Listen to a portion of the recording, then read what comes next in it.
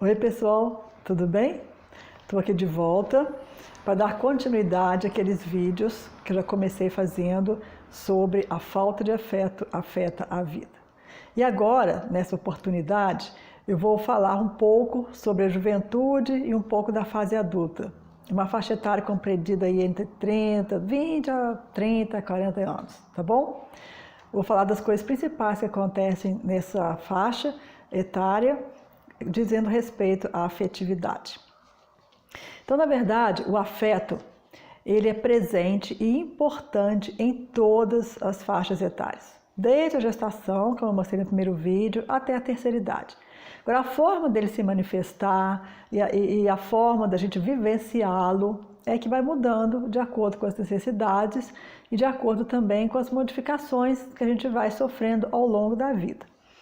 Então, na verdade, o que acontece é que nessa fase de 20, 30 anos, acontece uma reedição de todas as vivências que foram feitas, que foram experienciadas com relação à afetividade, principalmente com relação à autoestima e relacionamentos interpessoais, que deveriam ter sido formados nessa faixa etária especialmente, na medida que os pais, como eu falei, deveriam trabalhar a inteligência emocional com mais qualificação.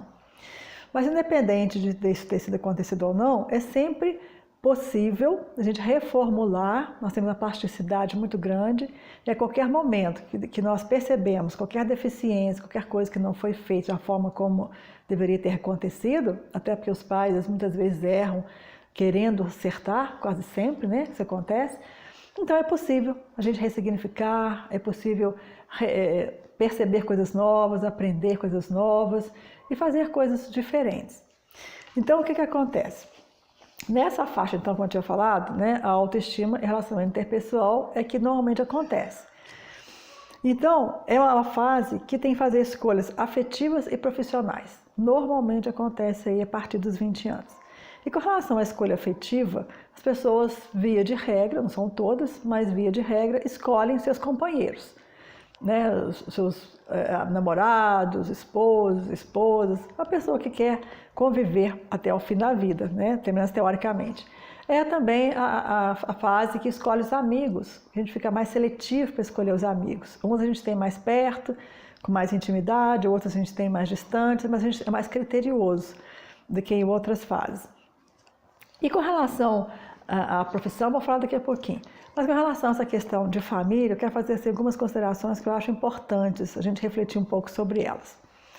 Quando as pessoas resolvem estar juntas, depois de um tempo aí vira de regra de conhecimento, resolvem se casar ou se juntar, o que acontece? Cada um leva para si, para esse relacionamento, vivências da sua família de origem, da família que era constituída dos pais, dos irmãos, etc. Cada família tem seu ritmo, tem seus valores, tem seus objetivos, tem sua forma própria de acontecer, forma de educação que foi transmitida. Então as pessoas se juntam e cada uma delas leva para esse relacionamento essas vivências e esses valores de hábitos e de crenças que já foram aprendidos e internalizados. Então é preciso que haja muita disponibilidade para lidar com essas verdades que já foram introjetadas e também lidar com as diferenças que um vai percebendo no outro em função da educação que receberam. E eu estava numa palestra sobre dependência química e amor, não lembro mais do nome, mas só sei que era o seguinte. A pessoa estava dando uma palestra, ela falou de uma vivência dela. Então eu vou repetir aqui porque foi uma vivência que ela colocou para o público todo.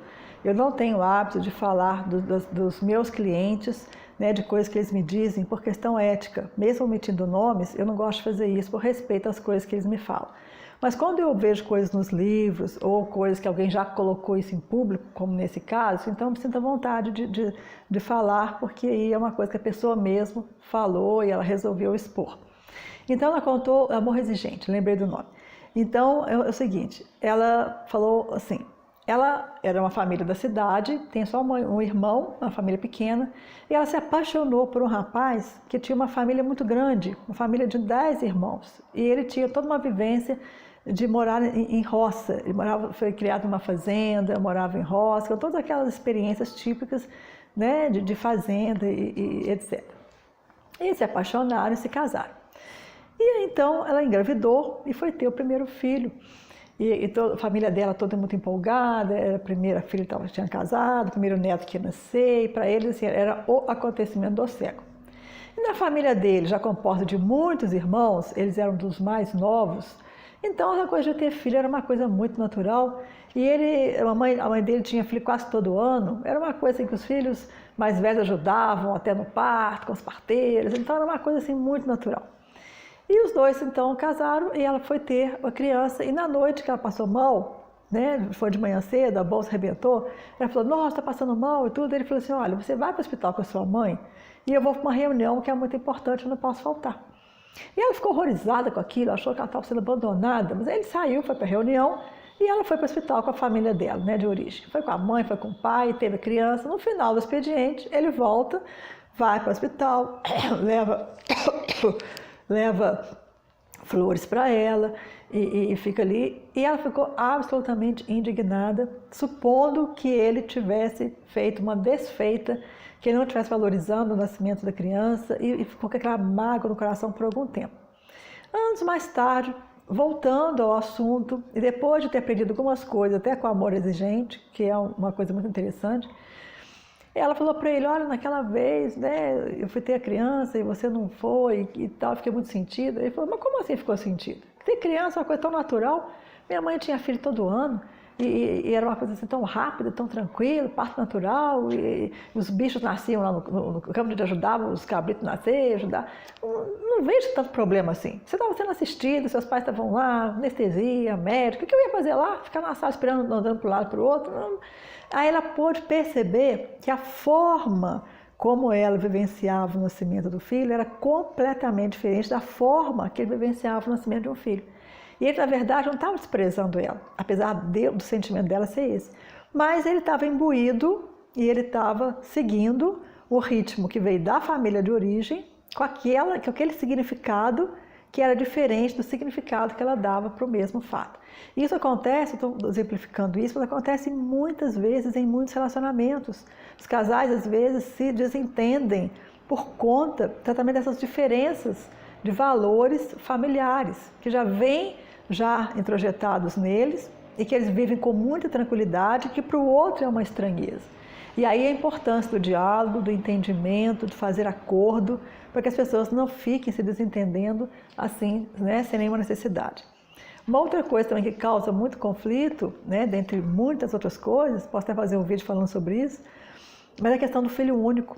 Se uma pessoa que é filho único ou filha única se casa com uma outra pessoa que vem de uma família grande, com certeza vai ter alguns problemas aí. Porque o filho único geralmente recebeu todas as atenções, não aprendeu a dividir, não aprendeu a compartilhar, né, as suas coisas, o seu quarto, os brinquedos, etc. E aí, às vezes, dependendo da situação, ele pode ter muita dificuldade também de dividir os espaços, dividir a vida, dividir um monte de coisa. Então, nuances como essas, que às vezes as pessoas não dão importância, mas que são necessárias. Está pensando, são necessários, está conversando, dialogando para fazer os devidos ajustes. Então, nessa época, é a forma, né, é a época que essas escolhas são feitas. E eu ouvi uma palavra outro dia que eu não conhecia, mas ouvindo um vídeo, a pessoa falou sobre adultolescência. É uma palavra, um neologismo, eu acho que ela criou até isso, né? Mas são exatamente pessoas que já têm 20, 30 e poucos anos e que têm mentalidade adolescente. Mentalidade infantilizada, mentalidade, assim, dependência emocional, dependência financeira ainda. E não tem, né, a maturidade para pensar por conta própria, para reagir por conta própria, se manter. Então, são adultos na cronologia, mas são ainda infantis emocionalmente. Isso também faz muita diferença na hora dos relacionamentos acontecerem. E a nível profissional, que é uma outra área também que é desenvolvida geralmente nessa faixa etária, o que acontece?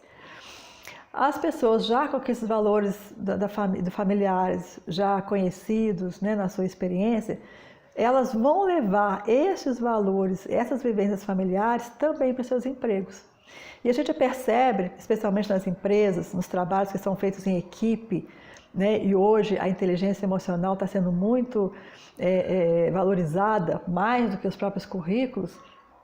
Então, as pessoas levam para as empresas as vivências familiares. De que forma? Os colegas acabam sendo, de uma maneira assim, figurativa, os irmãos, e os líderes, né, os coordenadores, né, acabam representando, de certa forma, a autoridade de pai e mãe. Então, aquelas vivências que essa pessoa teve com seus irmãos, com relação à rivalidade, né, que gera sempre uma competição de resultados bons, ou então de cooperação, né, levando em conta a complementação, que é importante, todas essas vivências, essas facilidades ou dificuldades, elas são revividas de novo nas empresas. E isso é uma coisa muito interessante. E que nessa hora tem que se reviver, porque para trabalhar em equipe você tem que saber ouvir, respeitar, tem que saber abrir mão daquilo que você percebe como ideal, tem que saber falar, se posicionar, saber promover a paz e tantas outras coisas. Se você não tiver tido essa vivência familiar, esses valores já com você vai ter algumas dificuldades. Aí vai entrar num de fofocar, de querer puxar o tapete do outro, desfazer o que o outro está fazendo, ciúme, inveja, etc. É claro que também a forma como as empresas lidam com isso também facilita muito, né? Empresas que são mais cooperadoras, que são mais avançadas e fazendo uma revolução nessa questão, né, de valorizar o humano e não só o resultado, né? O resultado é só uma consequência. Outras já focam só no resultado e usam as pessoas para conseguir seus objetivos, enfim, cada empresa tem sua filosofia. Mas nessas empresas que cuidam muito do humano, né, dos relacionamentos, da inteligência emocional, elas tratam dessas questões e as pessoas têm que ficar atentas a isso para poder as coisas poderem dar certo. Porque o trabalho acaba sendo uma grande família. Muitas vezes as pessoas nas empresas mais tradicionais, as pessoas ficam 6 a 8 horas lá trabalhando, em ambientes até maiores, com muita gente. Hoje não tem mais escritórios, tudo fechadinho, cada um só salinha, né? Nas empresas mais modernas estão fazendo as coisas diferentes. Então, há cada vez mais a necessidade desse compartilhamento de espaços, de ideias, né, de posicionamentos. Então, isso é importante e na empresa também, como também aconteceu na escola, é um reflexo daquilo que acontece nas famílias. Então, há uma tendência natural de repetir, né, esse modelo familiar. E a gente precisa reformular sempre que for necessário para descobrirmos posicionamentos mais assertivos. Coisas que aprendemos que foi boa, a gente repete. Coisas que aprendemos que não foram boas, a gente refaz. A gente inaugura coisas novas e diferentes. E nesse processo de desenvolvimento que acontece durante toda a vida, nós temos a oportunidade de aprender coisas novas, de desafiarmos para fazer diferente e realmente termos posicionamentos que são mais assertivos para a nossa relação intrapessoal, né, conosco mesmos e também com as pessoas ao redor, né, nesse relacionamento interpessoal, seja na família, seja na vizinhança, seja com a família mais extensa, que são os primos, tios, né, e também no trabalho. Porque é um trabalho estressante, um trabalho que você não tem prazer de ir, isso causa muito problema, né? As pessoas adoecem, têm que ficar fora do serviço, muitas vezes por conta de estresse que acontece na própria falta de qualidade ou falta de motivação para trabalhar no lugar onde está alocado naquele momento. Então essas reflexões são importantes. Eu acho que a gente tem que pensar, repensar. Nós estamos felizes com o que nós estamos fazendo, estamos felizes onde estamos, e o que podemos fazer para mudar e para nos dar a oportunidade de fazer algo melhor a nosso favor. Espero que esse vídeo tenha te ajudado em algumas situações, algumas questões, e aguardo você na próxima edição.